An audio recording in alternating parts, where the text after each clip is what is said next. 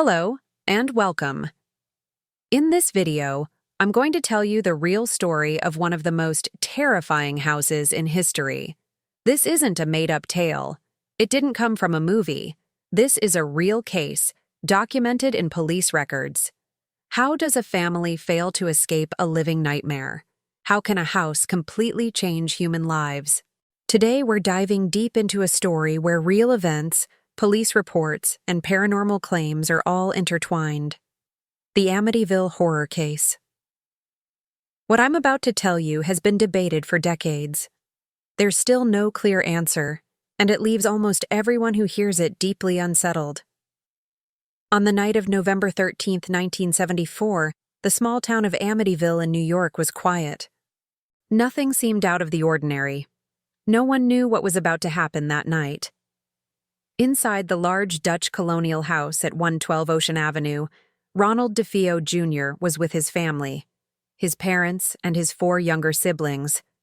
By the next morning, every single life inside that house, except for his, was gone. When the police entered the home, they found a scene of unimaginable horror. All 6 family members were found shot to death in their beds. What was particularly strange, and noted specifically in the police reports, was that every one of them was lying face down. None of them appeared to have struggled or even tried to escape. This detail has puzzled investigators for years. Ronald DeFeo Jr. was arrested shortly after, and he confessed to the murders. But his statements only raised more questions than they answered. Sometimes he said he acted alone. At other times, he claimed he heard voices telling him what to do. He even suggested that something inside the house was controlling him, pushing him to commit this terrible act. This crime didn't just destroy one family. It deeply shocked the entire town and sent a wave of fear through the community.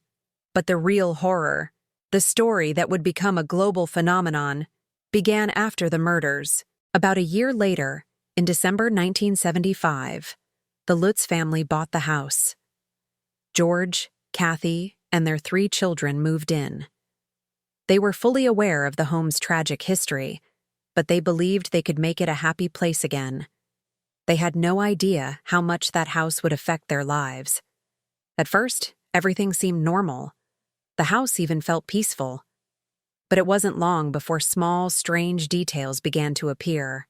George Lutz started waking up at the exact same time every night, 3:15 a.m., without setting an alarm. It was later revealed that this was the estimated time the DeFeo murders had occurred. The atmosphere in the house began to shift.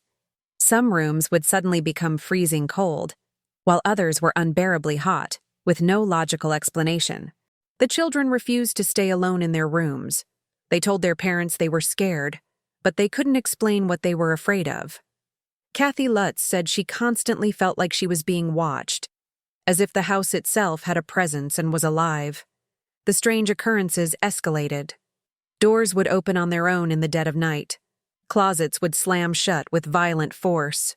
A foul, sickening smell would fill the house for no clear reason and then vanish just as quickly. The most disturbing change, however, was in George Lutz. He slowly began to transform. He became more aggressive, more distant, and constantly angry. His own family said he felt like a stranger living in their home. The happy family man who had moved in was disappearing, replaced by someone they didn't recognize. Then came the terrifying visions. One night, Kathy claimed she saw a red-eyed figure in the children's room, something she described as resembling a pig. This detail became one of the most discussed and debated parts of the entire case. Desperate for help, the family eventually called a priest to bless the house.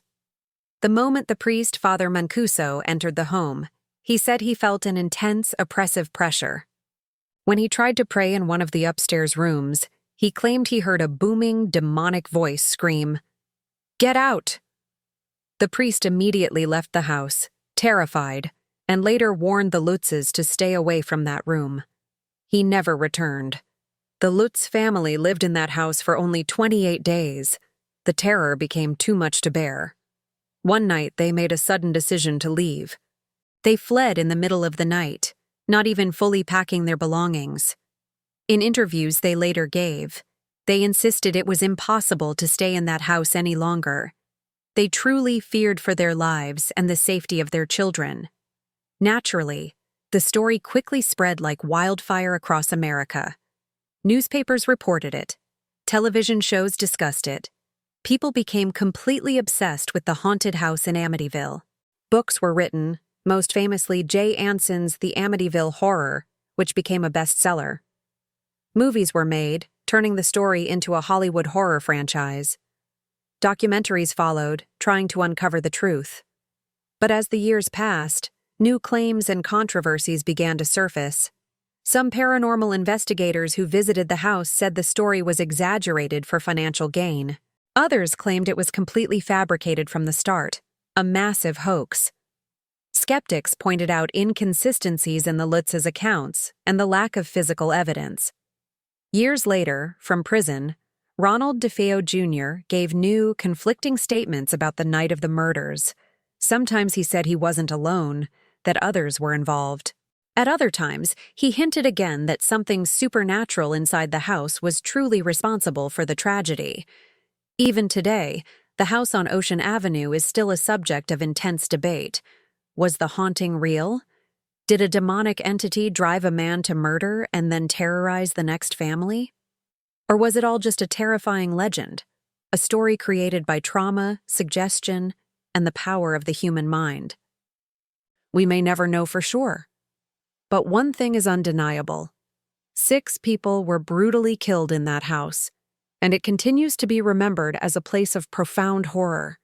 If you've watched until this point, then this dark and mysterious story has clearly captured your attention.